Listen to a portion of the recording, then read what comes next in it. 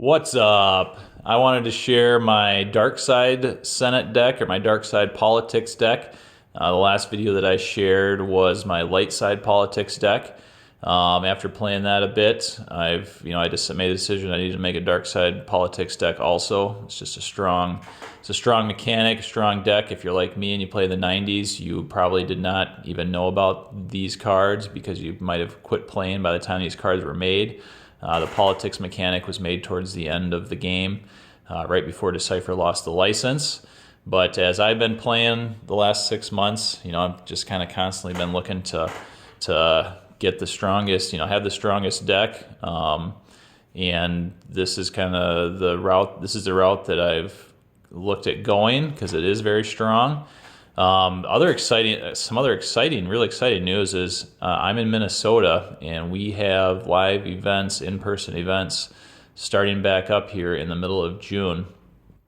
And the first tournament is going to be a Decipher cards only format with defensive shields, and the original starting effect is the starting effect allowed for the defensive shields. Which is different than the virtual one. The virtual defensive shields will be allowed, but again, the starting effect is going to be the original starting effect for defensive shields, which allows 3 defensive shields per game instead of 4, which is the current virtual cards ability.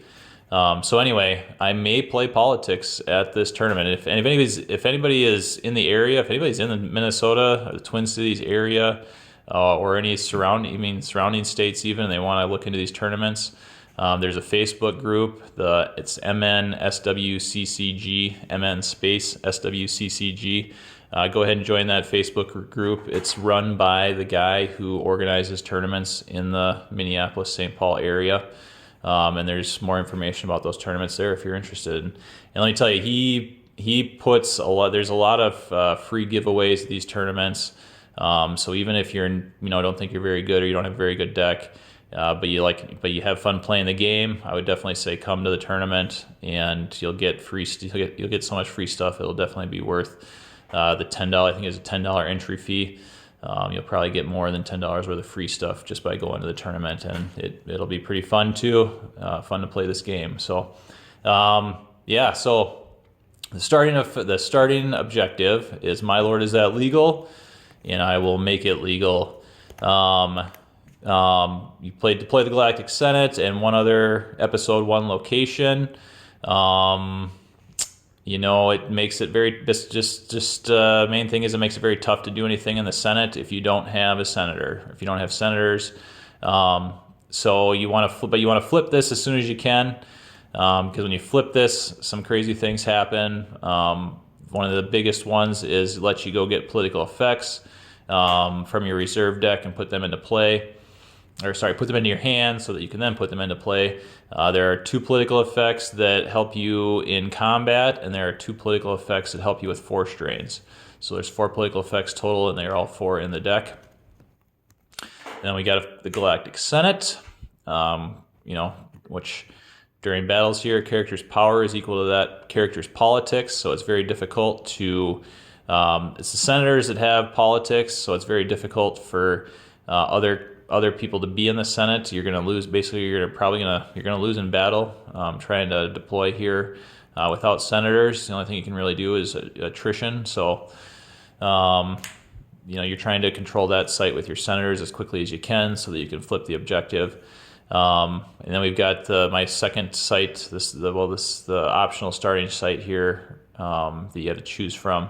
I picked Tatooine Desert Landing Site because it gives you 2 force, gives your opponent 0 force, and then Maul also deploys for free here, which can be really nice, can come in pretty handy.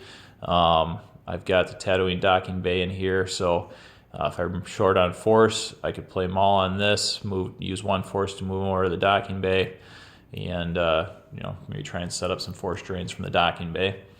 Prepared defenses, if you're not familiar with this card, allows you to deploy up to 3 effects to start the game. If you don't play with this card right now, if you want to beat on your buddies or your family that you play with next time, get some of these cards so that you can start the game with 3 effects in play right away.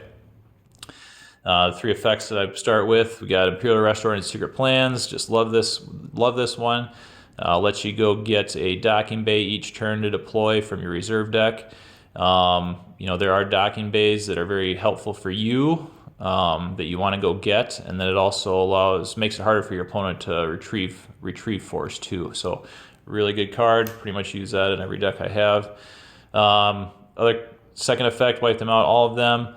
Allows you to activate a force a turn if you occupy a battleground site. So if you want to get the Senate locked up early, once you do that, lets you get an extra, like I said, lets you activate an extra force each turn. And the politics deck, it is kind of force intensive, so it's a good thing to have as much force as possible. Mobilization points also hopefully help you with force generation +1 at document you occupy, and +2 if you control. You can also go get the Executor into hand. And this is a little bit, I was wondering, do you guys call it Executor or Executor? Interesting question that we have a lot of discussion about. Anyway, and then Fear's My Ally. This is the card that allows you to use defensive shields. And I just started using defensive shields just in the last week or two here. Mostly just in preparation for this tournament. So yeah, there's, the interesting thing is there's a lot of defensive shields that make it harder to do things with the Senate decks. There's a shield that specifically targets political effects, makes it harder to use them. So should be kind of interesting. But this only allows 3 defensive shields, so that's going to make it a little bit harder to stop all my stuff with only 3 defensive shields. That's what I'm thinking anyway. We'll see. I'll definitely let you know how it goes. We've got, okay, so let's talk about our senators. So we got Lot Dodd, if you remember this guy from the movie. He is definitely the best senator. He's the one guy that you want to have in play. Big thing here is if while in a Senate majority, once during control phase, you may search your force pile and take any one card there into hand. So hopefully you're activating 8, 9, 10, 11 force. You get to go through that pile of cards, look for one that you want and put it into your hand.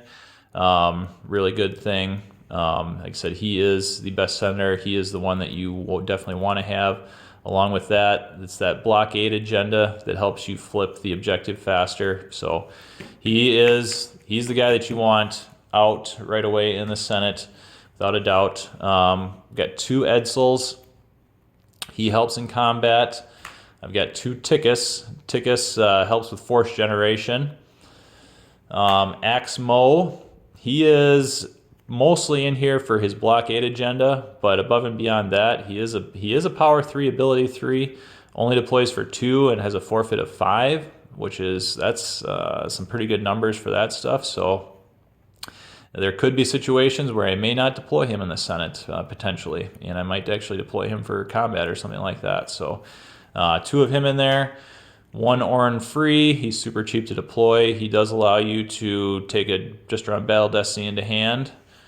And then we've got Toonbuck, and when he's in the Senate and you have a Senate majority, he has total attrition, so it'll help with battles a little bit too. We got 11 senators total.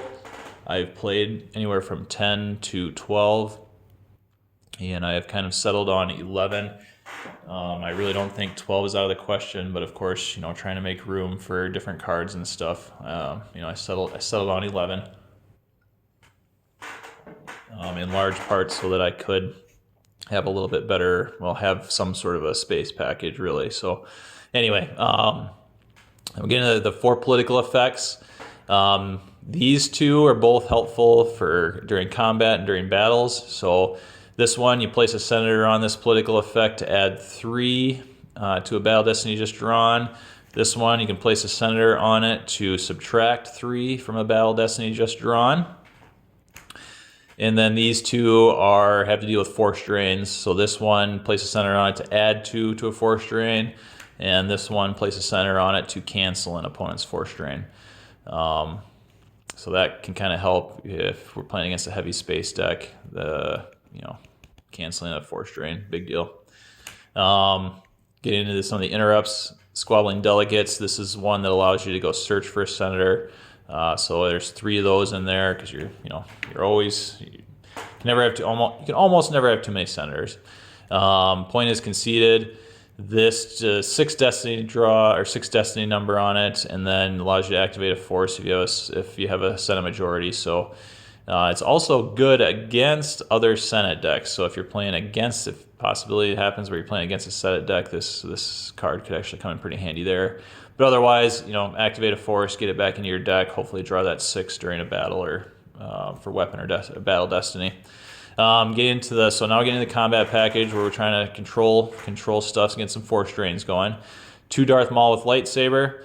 He's just so good. I could probably have 3 of him in the deck, and I may have 3 of him. May end up having 3 of him in the deck. 2 Darth Vader with lightsaber. P60 and a P59. They have pretty good weapons. And then P59 will draw a destiny all by himself. P60 will add a destiny if he's with P59. So if I got the 2 of them out together, they'll draw 2 destiny, which is kind of nice. Plus, like I said, they have weapons. Dr. Evazan and Ponda Baba may target any other character present that was just hit, and target character is lost. Really good with all these cards that I got with weapons. I've got 2 Emperor Palpatines in here, just because he's a kind of a, he's just strong by himself. Plus, he's got that Destiny 6 on there. No, this is not a white border Emperor Palpatine. This is a proxy. I've got a couple slips printed out. I try not to play with my Emperor Palpatines, even in sleeves, because their values are, we're up to around a couple $100 right now. So I do proxy these in decks, but I do have them. We got Dengar with Blaster Carbine. He can target twice per battle, so he's pretty strong also. If I'm playing against something where they're using a lot of little guys, little characters with low ability or something like that, he can really wreck some Jawa armies or something like that. IG-88 draws destiny on his own. He can capture a character. He's pretty strong. I do have a Blizzard 4 in here, because why not? It's just so good. You can go get a Vader with lightsaber. I could also go get Mara Jade. And I've got a Mara Jade and Mara Jade's lightsaber in here. She's super good. And then some battle tricks, Imperial Barrier. Sniper and Dark Strike, really good with decks that have a lot of weapons in it. The Force Lightning, of course, for the Emperor. My 2 starships in here. I've got the Emperor's personal shuttle. I just like the Emperor's on there. It's immune to attrition and adds a battle destiny. It can be kind of tough for a lot of things. It can be kind of tough for a lot of things to deal with. And then, of course, I got the Executor, and yeah, I'm sure you're all familiar with Executor. So that's my space package. Those 2 right there.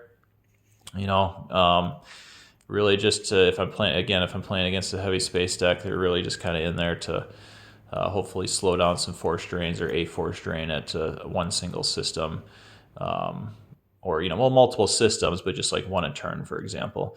Okay, we got Masterful Move. Allows me to go get a Dejark, if I'm pronouncing that right. So I've got Monarch and Guk in here, and these are 2 cards that just they really kind of keep your opponent honest. Monarch, if your opponent's drawing too many cards, you can really hurt him with that card. And then Guk, if you have Guk in your hand, it just allows you to be a little bit more risky, spreading your guys a little bit more thin. Because you can, spread them thin, and if you get ambushed with a big attack, you just sacrifice the guy or 2 that you got at that site. And if you really get crushed in battle, it erases the rest of the battle damage that you might owe.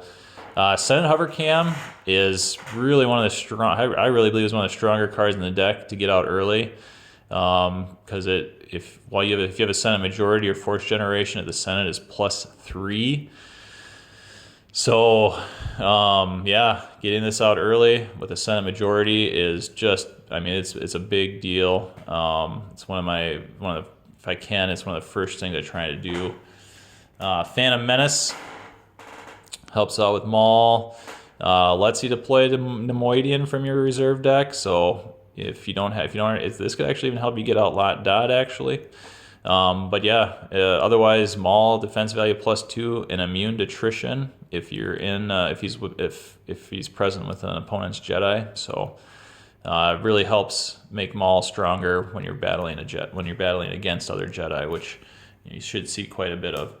And then of course it's in the deck too. It's got a Destiny number of 7. So Presence of the Force. You can use it in a lot of situational things, or you can just use it to add 1 to your Galactic Senate and get a force rating of 2 at the Galactic Senate instead of just 1. And then we get into kind of the force fixers here. I've got 3 we must accelerate our plans, mostly to go get the blockade flagship site that I want to have out, which is the bridge. Gives you 2 force, gives your opponent 0 force. So you want to try and get that out kind of quick if you can. Also, this is kind of crazy. I mean, I have seen some auctions on eBay end for this card around like $40, but it's typically going for like $60 now. And just because it's just so good to be able to go get the flagship bridge and put it into play and get that extra force. And then along with that, it does help you. You can use 3 force to go get an effect too. So you could go get the Senate hover cam with this. You could go get the Phantom Menace with it. Helpful to get those cards also.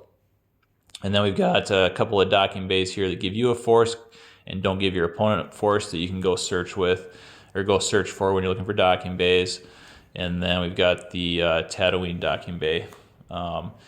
So there's not a lot of battlegrounds in here. It's not a fast deck, and I think that's one of the things that I did not like about the first light side deck that I made, politics deck, is there's just not a lot of big force draining to be done.